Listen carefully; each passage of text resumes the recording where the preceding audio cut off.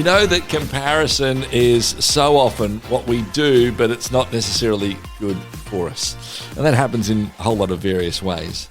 I must admit with you, as we got to our guest today on the Towards Understanding podcast, Sherwin Mariano, I left this conversation with a feeling of comparison and not so much guilt, but just a blessing.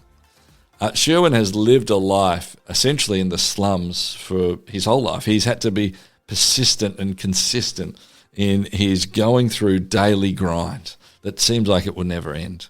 And so I walked away with a comparison of sorts and tried to not be too guilty, but a remarkable sense of blessing of what I have and incredible thankfulness of what Sherwin is doing for the least of those around our world, and he does it with such heart and such hope.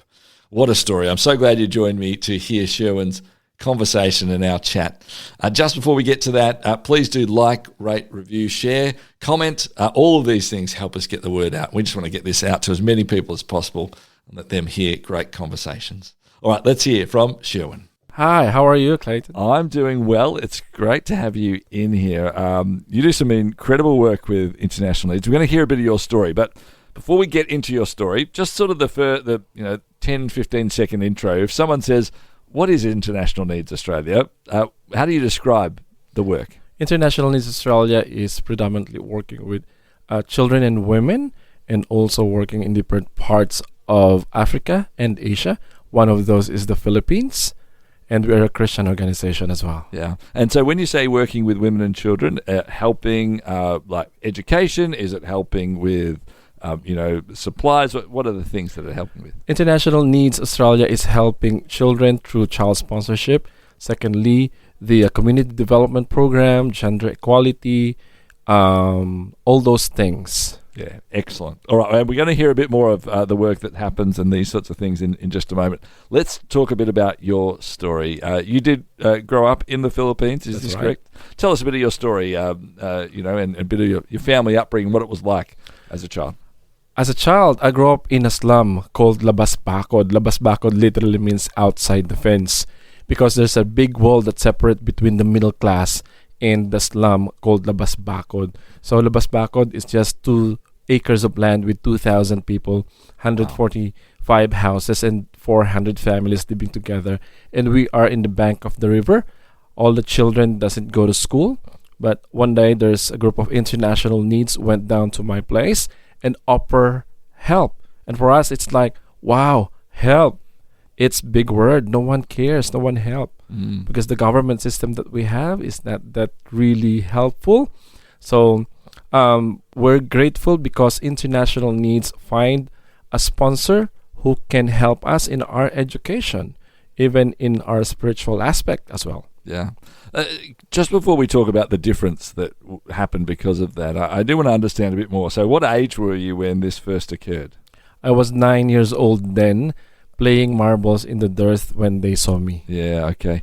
And this is, I suppose, it's quite an interesting perspective for those who are, in Australia and New Zealand to go, okay, well, a 9-year-old never having an education up until now. Like, 9-year-olds, they've been in school for 3 or 4 years. They've maybe had kindergarten, a couple of years as well. But for you to have no education. So what actually filled your days up until 9? What were you actually doing? Well, we just roam around. Actually, we do some scavenging, looking for something to sell to junk shop for us to be able to survive, because we just eat once a day with rice porridge and a little bit of salt. Our water is, we can take water in the river, and that's our daily thing. Was the water in the river okay? Did you have to boil it, or how did that work? Well, we have to boil it, and we have to look and go to the bush and look for woods for us to boil the water, because the water is not really clean, because there are industrial around. Yeah, it's a sight that I think in a perspective most of us can't fully comprehend, other than as we hear your story. So here you are, you're 9 years old, and I would imagine that the family would probably be thinking, there doesn't seem to be too much hope. No one else is coming around and asking at that point. Could you talk to us about what the sense of hope was, or the lack of sense of hope with everybody in the slum that you were in? Well, I grew up there. I've seen the situation of our great grandparents, our grandparents, and our parents, and myself, or my generation. Like we are in the circle or cycle of poverty then. And I feel like we can't get out from here because the other side of the wall, we tend to compare to ourselves. They have a nice place. They are not worried if there's a super typhoon that will hit us because our place got flooded 5 to 10 times a year. So we have to evacuate ourselves. Our houses before is just made out of cardboard box with plastic on the side, and it got been washed away during the flood, and we have to start all over again. No wonder when somebody came and said, "Can we help?" and International Needs was there to say, "Let's help." Yes. You wanted to. What was the process of actually getting help? The process of getting help is to really see the place poor, like people are doesn't have regular work and lots of children around, and also they will interview the parents and the community leaders and the children if they would like to be helped through sponsorship, and they gonna take our information and photo and look for a sponsor here in Australia. Is that what happened for you, that there was a sponsor in Australia? That's right. At first we feel like, wow, they might sell us because no one, I don't have an perspective about sponsorship. Then after 2 months, they went back again and they announced that out of 30 children, there are 20 sponsored kids. Has been sponsored through International Needs.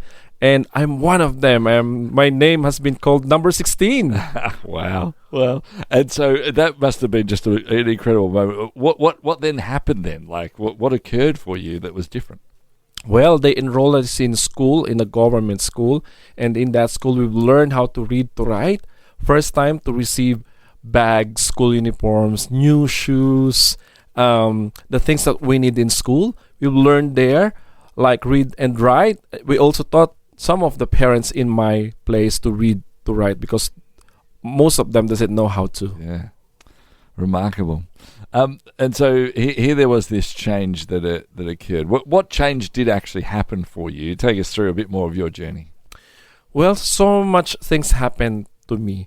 Like my parents abandoned me when I was around 19 years old. First, my father left. After 2 months, my mother ran away too. I'm the second out of 9 children.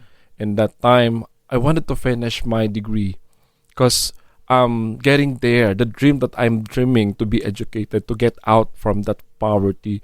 And yet, I have the situation that I have to look after with my siblings. But, life is not a series of chances. Life is a series of choices. Every day we have to choose things, where to go, what to eat, what to wear. But there will come a time that you're going to decide a big or major decision in your life. I choose to stay because I might abandon my siblings again. But you know what? It's not easy to look after them. How will you continue your parents abandon you? We experience hunger 5 times in a row. We don't have food to eat. All our body are shaking and we're all starving. We're thinking to die together. But I'll just boil the water every day for our food. But one day, every early morning when I wake up, I saw 3 plastics of groceries or bags of groceries in our doorstep with 1 sack of rice. I feel like, wow, is this real? I wake my sister and my brother and they saw the food. They asked me, where did you get those? I said, I just saw it in our doorstep. And, after that, we eat. And little did we know, someone from the other side of the wall in the Christian church provide that for us because they've heard what happened to us. Wow. So you're 19, you said. That's right. So at 9, someone from International Needs comes and says, right, and so you start that bit of education. That's right. You get to 19 and you're hoping to keep going on education and hoping to do that, and then your mum and your dad leave and you're left with 9 others. Is that what you said, or 8 others with you being the 9th? Yeah. This is it's just again, I keep coming back to, we don't quite understand it, I don't think, here in Australia. So during this time, you have somebody from the church drop this food off. They're a part of that. Yes. You can survive that moment. Yeah. How did you keep surviving? What was the next steps? Somebody hired me to get a part-time work. I'm in my uni from 7 a.m. to 12 noon. That's my time in university. From 1 p.m. to 5, that's my time for a part-time work that someone gave me. From 5 p.m. to 8, that's my time for youth organization because I was elected as youth president in Manila. From 8 to 12 or 1 a.m. sometimes, that's my other part-time work for me to be able to provide like more than or less than $10 to feed my siblings. And then, at some point you'll sleep for, a couple of hours if that's the case. Couple of hours. And in uni, sometimes I fall asleep in the middle of the class, but my professor understand that because they knew the situation. Yeah. So how long did that cycle of how you're doing it last? How many years did that take, I suppose, as you kept doing that? It's like nearly 8 years doing that every day. I feel like tired and wanted to stop. But you know what? I've learned in a Christian perspective that when I heard that God will never leave me nor forsake me, I hold on to that promise because someday God will bring me to a different kind of environment. Yeah. Let's talk a little bit about that faith journey. You just mentioned there, God. When did you first come into an understanding of actually this Jesus, I want to follow him, I want to understand, I want to experience that love? What age and what time was that? Well, at age of 9, I've been hearing Bible stories under the bamboo tree in my place. So internationally, it's as part of their advocacy is to share the gospel in a different and light way. And we'd never heard those stories in the Bible before. And also, when I was 13 years old, they bring us in a youth camp every summer. First time in my life to experience bed. Wow. Because we just had to sleep at the floor, like we feel the ground. Just we put some mat on there. But in that youth camp, first time in my life to experience bed, very soft. First time in our lives to eat and tasted spaghetti and fried chicken that we never had before. It's a big treat, and we keep on hearing the gospel and stuff like that. Then afterward, I become more active in the church, knowing who God is, and my faith really gets stronger. So that sort of continued, and so all of these things are happening. You're there for 8 years, you're doing this work. Did you eventually, I'm assuming, got through with that degree, and actually, what did you qualify with? I graduated in Bachelor of Science in Secondary Education. And after 8 years without seeing my parents, surprisingly, they came into my graduation. I wasn't aware that they were there. I just asked my boss before the graduation with the part-time work that I'm doing to represent as my parents. But I so surprised. A month before my graduation, someone saw my mother. And a week before my graduation, someone saw my father, and they told them that I'll be graduating because I'm the first child in Labas Bacod graduated, and everyone are celebrating. Everyone knows the information. That's why when they saw my parents, they told them.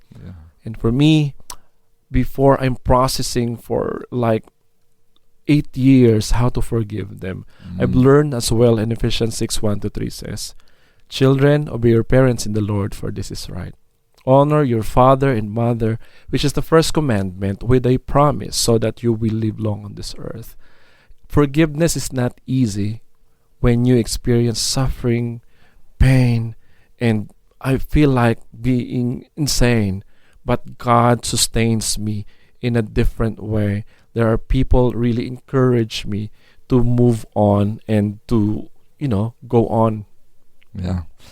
So was that process of forgiveness for your parents sort of there and then at that graduation, or was it over a time period that you needed to do? It's over a time period, because I wanted to be free with anger and hatred toward them. But in between that year, God is really teaching me on how to forgive because we first have been forgiven. Mm. My guest is Sherwin Mariano from International Needs Australia. I'm sure you will agree it's a remarkable story. We're going to be back with Sherwin in just a couple of minutes' time as we hear more of his story and then the work that he is doing himself now with International Needs. This is Towards Understanding. Share your brand, your event, your message across 90 Christian radio stations and major cities in Australia and New Zealand by sponsoring Towards Understanding, hosted by Clayton Bielen. More than 210,000 people tune into Towards Understanding each week, and with just one sponsorship, you'll reach this immense engaged audience. Find out more about this exciting and unique opportunity now on the sponsorship page at positivemedia.com.au. Take us through a little bit of what happened then next and what you've been able to achieve. What then occurred for you and what happened for your siblings as well as you went over the next sort of decade or so? After that graduation, my mother asked me if she could go back to us. And I said, of course, open arms. And then she go back to us and become, the process of healing, and also we become close again. But my father goes back to his other family. I have a stepbrother, but my dad decided to come back to us 2015, but he's very sick. We look after him, and he passed 2017, and we took care of our stepbrother. And my mom passed away just this year. I'm sorry. No worries.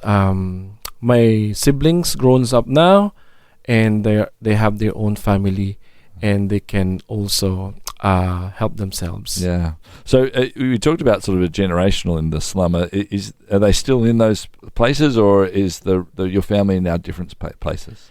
Labas Bacod, the slum area in Marikina, is already washed away 2013 during the big flood. So we are the government bring us to relocation, government housing. So we are a bit scattered. There are 2 relocation. My other siblings goes to other relocation, and we goes to other relocation as well. Okay. Yeah. Now let's talk a bit about the work that you do with Vineyard Philippines and through the support of International Needs Australia.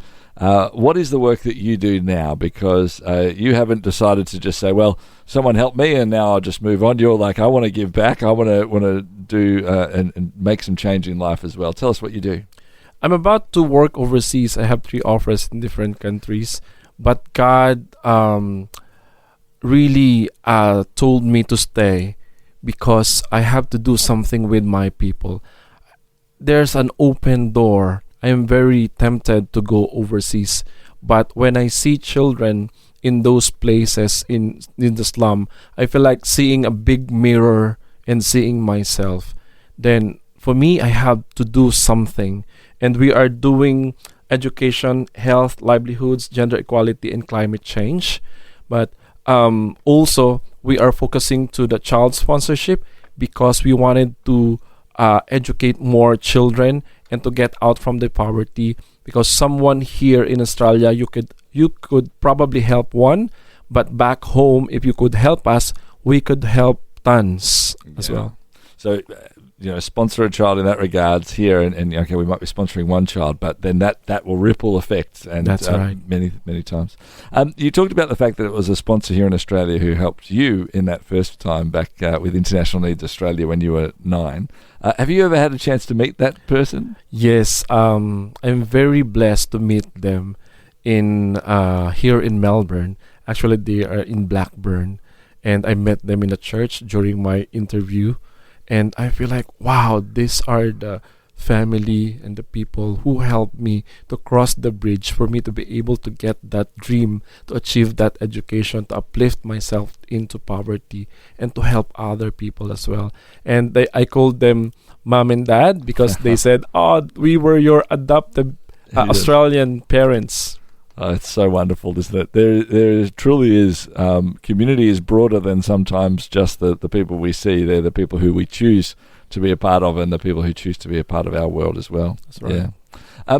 So the work that you are doing now specifically? You talked a little bit about that. Give us some examples, I suppose, of maybe some stories. Maybe you don't want to mention people's names. That's okay. But some stories of the work and the incredible outcomes that have happened. Yeah, actually, at the moment, we do Project HEAL in the Philippines. H stands for Human Development, which is the child sponsorship. And actually, we are praying for children. Like, I'm bringing bunch of their profiles with me to be sponsored, because every time I go to the community, they keep on asking me, please look for a sponsor. I said, you know what? You have to pray and you have to really wait patiently. And someday in God's time, you're going to have sponsors. And secondly, we have the EIE, Education in Emergencies.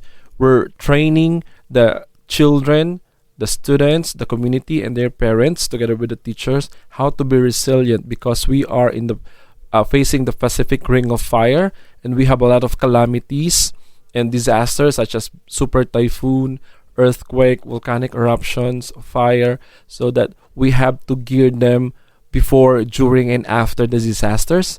And L for livelihood, we are putting up businesses through savings with the parents of our sponsored kids, so that they can be sustainable as well, and also send their other kids to school. That's wonderful.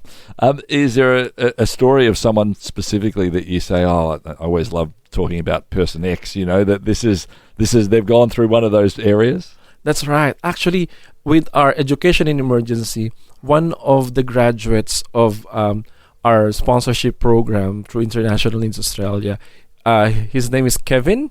He's now a graduate in BS Criminology. Wow. But he chose to do the working with the Bureau of Fire Protection in the Philippines, and he is now helping us educating the people in the community and in school how to prevent fire, and also doing the first aid. So good. I love that. We talked a bit earlier on as well that a deep part of who you are is your faith in Jesus. That's right. In terms of how you look back on your life at the moment, there's still plenty more for you to be doing and be a part of. But as you look back, and how would you summarize, I suppose, God's role, Jesus' role in your life generally? Actually, when I look back, I don't have regrets, because God prepared me doing this thing that I'm doing right now. I couldn't understand before why God allowed that things to happen to me and to other children. Being resilient is also, my faith had been strengthened, and my relationship with God had been developed over time to really trust Him, because He will give you all the blessing and abundance when your heart is ready. He's gonna open the floodgate of heaven, and I'm gonna contain that because I'm ready to receive it. Yeah, what a great message! I love that. Now I know that if people want to support the work that you're doing and sponsor a child in the Philippines and in those areas that it is, they can contact through International Needs Australia. Now, can I just check ina.org.au? Is that right? That's Sherwin? right, yes. Excellent. All right, so ina.org.au, that's the place to go. You can find out a whole lot more about, you can ask questions, you can connect in with the team at International Needs Australia. And I always encourage people, ask questions. If you've got them, ask them, because it's fantastic, right? Then people can be more committed and we can change the world that bit more as well. So ina.org.au. Sherwin, thank you for your time. Maraming salamat po. Thank you so much. Thank you. Sherwin Mariano, my guest from Vineyards, Philippines, and they do some remarkable work with the support of International Needs Australia here on Towards Understanding.